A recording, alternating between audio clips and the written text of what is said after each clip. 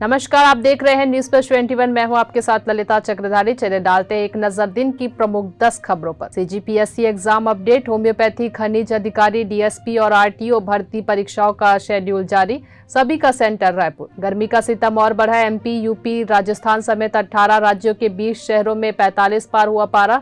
46 degree के साथ प्रयागराज सबसे गर्म। पटियाला में काली माता मंदिर के पास भिड़े शिवसेना और खालिस्तानी समर्थक, पुलिस बल तैनात। जेपी नड्डा ने कहा, राजनीति की संस्कृति को पीएम मोदी ने बदल दिया। एमपी बोर्ड में 72% रहा 12वीं का रिजल्ट। मेरिट लिस्ट में 93 लड़कियां और 60 लड़के। देहरादून, नैनीताल के बाद हरिद्वार में भी मास्क लगाना जरूरी, लगेगा 500 रुपए जुर्माना। देश में सेमीकंडक्टर की खपत 2026 तक $80 अरब पहुंच जाएगी, पीएम मोदी ने कहा। यूपी में 1 मई को शुरू होगा ई पेंशन पोर्टल। अब रिटायरमेंट के 3 दिन के भीतर मिल जाएगा पैसा। पीएम मोदी से आज मिलेगा सिख डेलीगेशन, शाम 5:30 बजे करेंगे संबोधित। विदेश मंत्रालय की भारत बायोटेक को सलाह, कोवैक्सीन के लिए ईयूएल रद्द होने से बचने की कोशिश करे कंपनी। ऐसी ही जानकारी से लगातार अपडेट रहने के लिए देखते रहिए न्यूज प्लस 21, आपके हक की बात।